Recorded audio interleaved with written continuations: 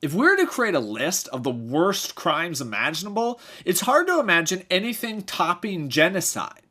Genocide is defined by the UN as acts committed with the intent to destroy in whole or in part a national, ethnic, race, or religious group. And what could be worse than targeting a group of people for extinction just because they are part of that group and not because of any crime that they had committed? And after talking so long about the Rwandan genocide, I felt that it was important to look at the elephant in the room. Does the Bible itself condone genocide? And as much as I would like it otherwise, the answer is yes. There are times when the Bible directly condones genocide and does it under the authority of God, stating that God wanted genocide to happen. For example, before the invasion of Canaan kicked off, Moses summarized the law, saying, "These are the commands, decrees, and laws that the Lord your God directed me to teach you." And then he continues, "When the Lord your God brings you into the land you are entering to possess, and drives out before you many nations, and when the Lord your God has delivered them over to you, and you have defeated them, then you must destroy them totally. Make no treaty with them, show them no mercy."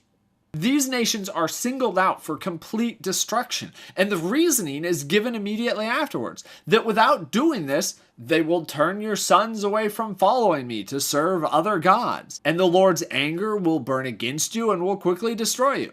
The worry was that if the native people were not completely exterminated, that they would twist the people away from God. And considering that the people of Israel had only rediscovered God the previous generation, this was a pretty real fear. But this is also a really dangerous command. The question, of course, is whether this command and others like it were ever taken seriously. And yes, it was. In taking Jericho, for instance, they delivered the city to the Lord and destroyed with the sword every living thing in it, men and women, young and old, cattle, sheep, and donkeys. An even more troubling and explicit statement is found later in the book of Joshua, where the Israelites fight a consortium of states who have gathered against them. And the Bible says the Israelites carried off for themselves all the plunder and livestock of these cities, but all the people they put to the sword until they completely destroyed them, not sparing anyone that breathed. He left nothing undone of all that the Lord commanded Moses. And a little later on, for it was the Lord himself who hardened their hearts to wage war against Israel, so that he might destroy them totally, exterminating them without mercy, as the Lord had commanded Moses. It's tempting to try and find some way of explaining this away, right? But this is genocide. This is an intentional attempt to exterminate a people group. And it is recorded as being God ordained. This should trouble us. Now, in the Israelites' defense, the world was very brutal back then, and displacement was the standard method of expansion and conquest in that day and age. This is all true. And it does seem that chasing away the enemy happened far more often than outright genocide. But genocide still happened. A case can also be made that the people of Israel needed land to survive, and all the land was taken. So the only way to preserve God's people was to displace some other people group. God had spent hundreds of years trying to teach the people who God was, so any length must be acceptable to prevent that small group from dying out. But while it is true that most genocidal acts happened while clearing out a piece of land for themselves, the most troubling account of genocide in the Bible happened well after the people were settled, during the reign of King Saul. The Amalekites were a group of mostly nomadic people living to the south and east of the Dead Sea. And when the Israelites were coming up into the Promised Land, they had attacked Israel from behind, killing the stragglers and leading to a pitched battle. Normally, this is where the story would end, but instead, the people were commanded to remember what the Amalekites had done, and when there was peace in their new land, then it was time to come back for vengeance. And then that's the last that the Bible mentions this vendetta until King Saul. The nation had just come together under their first king, and the prophet Samuel tells Saul to go and utterly destroy them as a people. Do not spare them. Put to death men and women, children and infants, cattle and sheep, camels and donkeys. And we know that some years later, the Amalekites had been raiding David's camp, so they might have been raiding Israel earlier, but no provocation is stated. Simply, these are Amalekites. Their ancestors had attacked Israel. That was enough to warrant their extermination, and Saul obliged. Saul kills every Amalekite he could find, except the king, whom he brings back as a captive to execute publicly. But because he did not kill all of the animals and murder their king right then and there, Samuel pronounces God's anger against him and removes God's blessing of kingship from him. It is this lack of complete genocide that prompts Samuel to anoint David as king instead, undermining Saul's reign and bringing about the Davidic dynasty. Saul committed a genocide without recorded provocation, but because it wasn't thorough enough, one of the most respected prophets in the Old Testament says God is angry and Saul loses his throne and in the end, his life because of it. This is definitely genocide. But before we get into how to deal with it, let's widen the picture a bit and get some Bible-sized context. So first, this is the last genocide to be ordered by God in the Bible. Divine punishment on nations is definitely still a thing. It's a thing all throughout the Bible.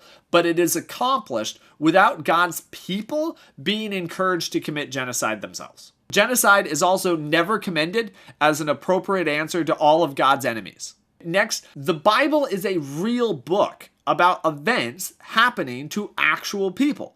It isn't an idealized book. It isn't idealized situations. Sometimes the best option available is still bad, and we do not have the full context of what was going on.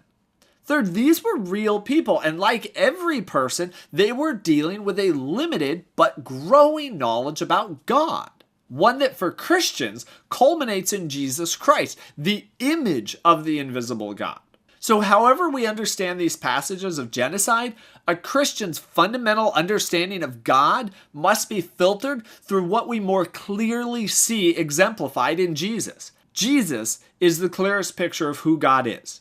Everything else is muddy.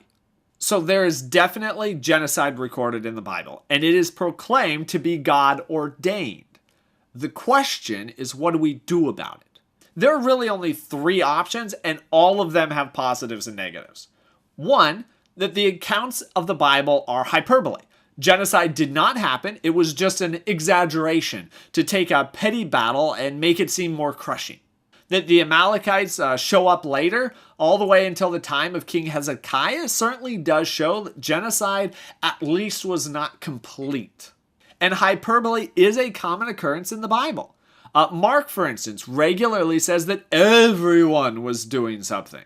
Recipients of a miracle told everyone in the city, and everyone came to see Jesus. Probably many came, but certainly not all.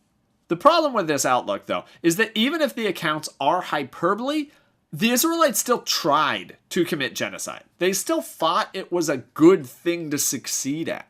So this option might excuse the people's actions, but it does not redeem their motives. Finally, chalking all of these instances up to exaggeration and wishful thinking significantly weakens biblical authority because it's saying that the biblical authors invented so many and such important accounts of what happened. The second option is that the writers misconstrued God's desires.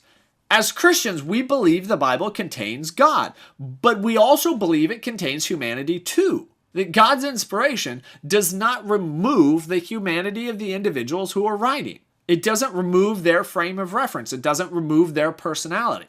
The question that Christians struggle with is what percentage of which is in there? How much is God? How much is humanity? In this option, while the people wanted to kill, God did not. And they attributed their desires onto God. So God did not order the Amalekites destroyed, Samuel did, and just assumed that God wanted it because he did. So this option gets God off the hook and explains why genocide disappears in the later portions of the Bible, as people more clearly learn what God actually wants. And we do have times in the Bible when people claim to speak for God and are shown to be wrong. like numerous prophets who were speaking on God's behalf to various kings throughout the Old Testament, or like Job's friends. But this option also has some serious weaknesses. Because first, the commands for genocide come from Moses and Samuel, two of the most respected prophets in the Bible. And if they misinterpreted God, then this leaves a great deal of the Bible suddenly open to the possibility of being wrong, significantly weakening many people's position on biblical authority. And in particular, this option is a problem because not committing genocide fully set the stage for the Davidic kingship, a central plot line of both the Old and New Testament. Saying that God didn't ordain the genocide of the Amalekites undermines the foundation for King David. The third option is that we simply say, yes, sometimes God calls for genocide. So this option is the most biblically supported and the least ethically palatable. And some of this can be minimized by saying that genocide was the best of the bad options available at the time, that God is a realist and has been working to make that option no longer necessary, but that it was in that moment. However, the main sticking point with this option is the Amalekites. The people of Israel were settled. There was no immediate threat that we are aware of to warrant such an unprovoked destruction. Because an unprovoked destruction of a people does not align with the God shown to us through Jesus. And yes, we could appeal to mystery that something we don't know means these genocides were for the greater good or prevented a greater evil, etc., etc. But those are all justifications to try to explain why it's okay that God ordered genocide. And with the third option, we are left forced with accepting the fact that at some time, God ordered genocide. Now, don't get me wrong. None of these options are good. Each one demands that we sacrifice something in order to understand why genocide is endorsed in the Bible. And different people will gravitate to different answers depending on their comfort with mystery, with how they see biblical inspiration, and with their willingness to say right and wrong changes depending on the situation. But we need to be able to face the truth that the Bible does contain genocide, and it is important that we each arrive at some understanding of this issue and why we think it happened. There isn't one united consensus on this issue across Christianity. This is something you're going to have to work out for your own. Which of those options or pieces of each option you are comfortable with accepting in order to make this make sense. As always, thank you for watching. Have a great day. See you next video.